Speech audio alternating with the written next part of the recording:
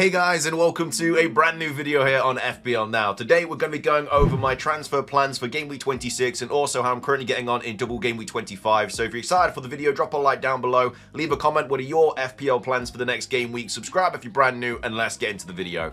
So starting things off, double Game Week 25 so far is a pretty okay game week. I mean, I am on a very slight red arrow from like 40,000, like late 40,000s to rank 41,000, so it's a very small red arrow. I'm currently on 59 points. I did take a hit this week though, so I'm technically on 55 points. And yeah, most of my players just blanked. It's just one of those game weeks. To be fair, I was expecting a much worse red arrow, but it's actually not that bad in comparison to how bad my team looks on paper. But either way, in goal we did have Raya picking up 7 points, which was one of my only returns this week, so very happy with that. I am still expecting him to keep a couple more clean sheets. The West Ham at home fixture, would love a clean sheet there. Forest away is going to be quite tough. United away, I'd expect a clean sheet in that fixture. Chelsea at home potentially as well. Like, Chelsea don't look very good at the moment. And then it's going to be wildcard period, so it depends if I actually keep him or not. But either way, he's been pretty good for me lately. He has been picking up a decent amount of points, you know, 9 there, 3 there, 7 there, so can't really complain. At the back, Trent picking up 6 points, did go off before Wolves did score, so very happy with that. If that's what we get for like Villa as well, where he starts, gets 60 minutes or 65 minutes and then goes off, I'll be very happy with that, because he is obviously coming back from injury. So if he can get any kind of points and get like a decent amount of minutes, then I'm very happy with it. But yeah, Trent picking up 6 points. Kirkes with the 2-pointer. Really annoyed to see Southampton score quite late into the game, because I was honestly expecting a clean sheet from that fixture. Not great though, unfortunately. But Kirkes I'm still fine with holding until well, I don't really know when I'm going to get rid of him, because obviously I am going to be wildcarding in 30, but the fixtures are good after 30 as well. You know, you've got Ipswich at home in 30, you've got West Ham away in 31, Fulham at home in 32, Palace away in 33. So he might be a player that I keep hold of. I'm not sure. We'll cross that bridge when we get to it. Munoz, very disappointing this week. I honestly thought Palace would get something at home to Everton, but they did lose 2-1. So yeah, that's kind of where it all went wrong, because Eze was benched, so he only got 1 point, and then Munoz conceding 2 only got a 1-pointer as well. So yeah, my Palace players really let me down this week, which is a shame, but you know, you can't be getting hauls every single week. Munoz did get that 11-pointer last week, so it's hard to really say anything bad about him, because that's his first blank in, well, since game week 20. So yeah, you can't really say anything bad about that. And Bumo picking up 3 points. I think he would have got the assist on the Wissa goal if it did stand, but it obviously was offside. So yeah, he only picked up 3 points as well. He isn't doing as well as I was kind of hoping. You know, he's only really gotten 1 return in the last 5, which was obviously that goal in that Palace game. The 19-pointer against Southampton really helped, but since then he's really been subpar. So potentially could be getting rid of him on a wild card. I mean, he did have an XGI of 0.67, so that's really good. But I don't know, man. Maybe we get rid of him on game week 30 wildcard. Who knows? Salah picking up the 16-pointer. Yeah, I think he's actually a high effective ownership this week as well. I think a lot of people have triple captained him, so I actually need him to blank again, which is crazy. I need him to blank twice in a row, but either way, he did get that goal, picked up the 16-pointer. Very tight offside as well, which would have been a Trent assist on the goal that he also scored, the second one. So yeah, kind of, I don't know. I'm kind of happy it didn't go in, because it would have hurt the rank, even though it would have been quite a few more points for Trent, because he would have got the 3-pointer from the assist, then probably would have got 1 or 2 bonus points as well, because he kept a clean sheet. It might have even got max bonus, who knows. But yeah, as of right now, you can't really say. Palmer picking up 2 points. Again, another blank from Palmer. 1 return in his last 4. Another player that isn't really performing as well as you'd like. Rodgers picking up the 2-pointer in that Ipswich at home fixture. Yeah, I mean, it's a tough one for Rodgers, really, because he's just done nothing at all since game week 21. In the cup games and obviously in Champions League, he's smashing it, but in the actual league, he's just doing absolutely nothing. So yeah, a player that I'm obviously going to get rid of before blank game week 29. Whether I get rid of him this week or the next week, I don't really know. But either way, he won't be in my team for too long. And then Eze, I was kind of hoping he would start that fixture. I thought he would after Glasner said that he was fine, that he trained and everything like that, but unfortunately didn't. I expect him to start the next fixture, but I might be getting rid of him anyway. So that's how the midfield got on. So not very well at all. Only Salah really picking up any kind of points, but obviously he hurts my rank when he gets something, so it's not ideal. And then up top, Mr. Chris Wood picking up another 9-pointer. I mean, he had like one chance in that Forest game and luckily tucked it away. I mean, it was a bit of a deflection as well, but I'll gladly take the 9-pointer. He did match Ollie Watkins, but of course, Ollie Watkins does have that Liverpool at home fixture. And then Isak picking up the 2-pointer as well. Yeah, City just absolutely dominated that Newcastle fixture. And then on the bench, we had Ward picking up 0, Wissa picking up 2, Robinson picking up 2, and then Mikolenko picking up 2 as well. So 2s all around on the bench, and then assistant manager slot picking up the 8 points. So yeah, my transfer this week was, I decided to get rid of Gakpo for Wissa, and I decided to get rid of Moyes for slot, just simply because I wasn't completely confident on the Gakpo news, and lo and behold, he did actually miss the fixture.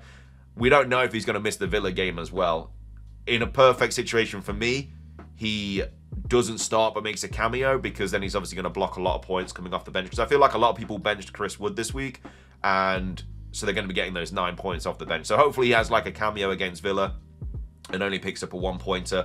But yeah, I also went slot as well because I thought honestly Emery would. I thought the Ipswich game was a given, but I just thought Villa were going to be not good enough to be able to beat Liverpool in the second fixture. They actually only drew against Ipswich, so I'm even more happier now that I went slot. But yeah, it was very, very close to Wolves equalising in that game, because I don't even think Liverpool had a shot in that second half, and obviously Wolves just absolutely dominated. So yeah, I was very, very much holding on for dear life there. But yeah, picking up the 8 points, so quite nice there. I mean, this chip is just absolutely broken on the grand scheme of things. The amount of points you can get is just absolutely silly.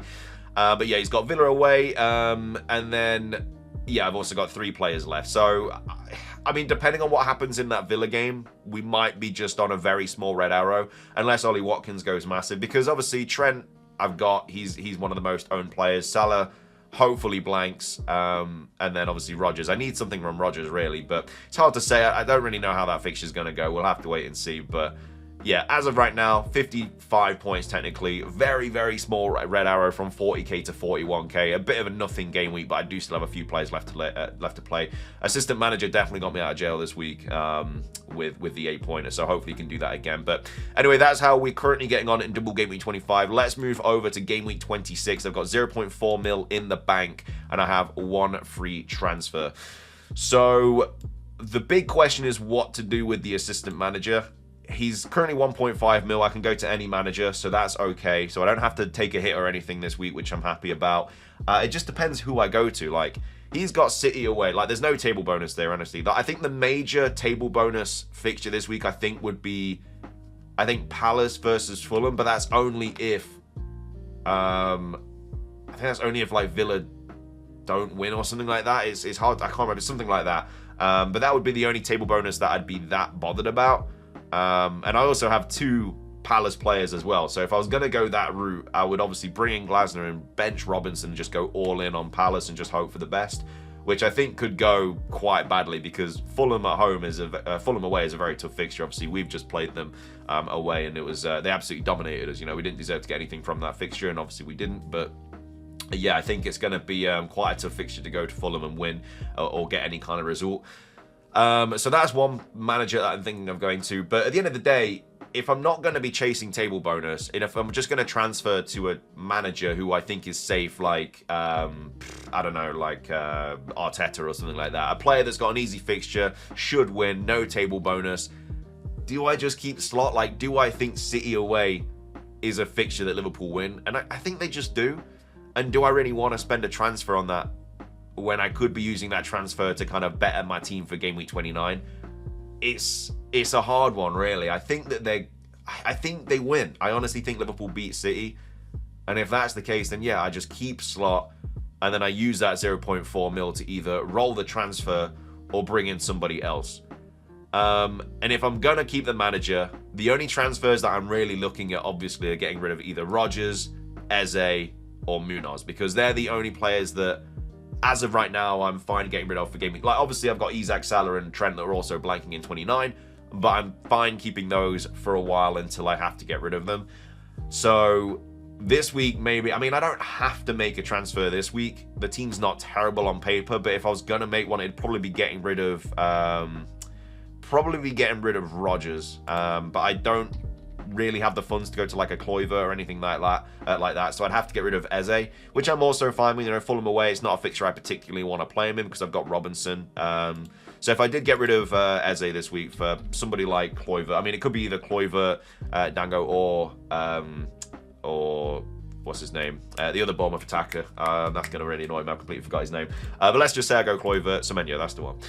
If I go Kluivert, I'll have 1.1 mil in the bank. And I'm also going to get 1.5 mil as well when I get rid of Slot in game week 27. So that'll put me on to 2.6. So that's plenty of money to be able to start sort of getting my team ready for blank game week 29.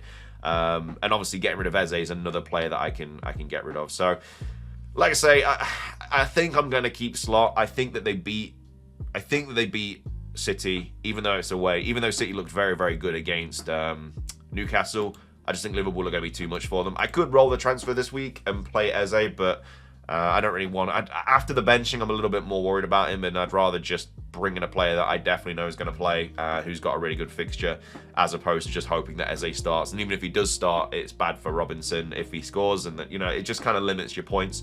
So that's where my head's at. I think I'm going to keep Slot. If I'm going to get rid of a player this week, it's probably going to be Eze, because I don't have the funds to get rid of Rodgers this week. I will get rid of Rodgers eventually. That extra 1.5 mil that's in Slot, I will obviously use on Rodgers to get rid of him. Another player that I obviously really want to bring in as well is Cunha, but I don't really see a player that I can honestly get rid of. Wissa maybe, but at the end of the day, it's just getting rid of a player that plays in blank game week 29 for another player that plays in blank game week 29. The only thing about Cunha, he's got a really good fixture, which is Southampton away. 8 Nori, I think, will be my move from Munoz soon. I probably want to keep 8 Nori for the Ipswich at home fixture. Munoz for the game week 28 Ipswich at home fixture, that's one. And then bring in 8 Nori for game week 29 as one of the players, because he's got Southampton away. So I'll probably do that. That'll be my Munoz replacement. And then I'll basically have 4 at the back ready to play. I'll be getting rid of Eze and Rodgers. I think I'll play a 4-4-2 in game week 29. I'll have Wissa, Wood up top.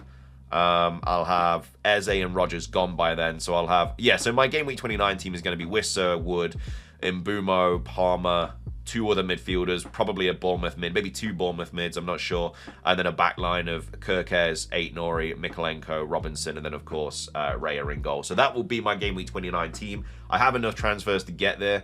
I've got my game week, going into game week 26 transfer, going into game week 27 transfer, going into game week 28 transfer, and then going into game week 29 transfer. So I will actually have an extra transfer to spend going into game week 29. So that's quite nice. I could use that on the assistant manager this week, and I'd still be fine without taking any hits going into game week 29. But I'd have to have no injuries going up to game week 29, which is unlikely. And as well as that, if I did want to just keep it, then I'd have an extra free transfer when I wildcard in 30, which is also quite beneficial. But that's sort of where my head's at. Obviously, things could change. We do still have another fixture left this week. If anything happens in that, then obviously I will have to adapt. But as of right now, that's probably going to be my situation. I'm going to get rid of Eze for probably a Bournemouth mid, but we'll see what happens. But anyway, if you enjoyed the video, drop a like, leave a comment, subscribe if you're brand new, ring the notification bell. It's everything from me. Have a fantastic rest of your day, and until next time, peace.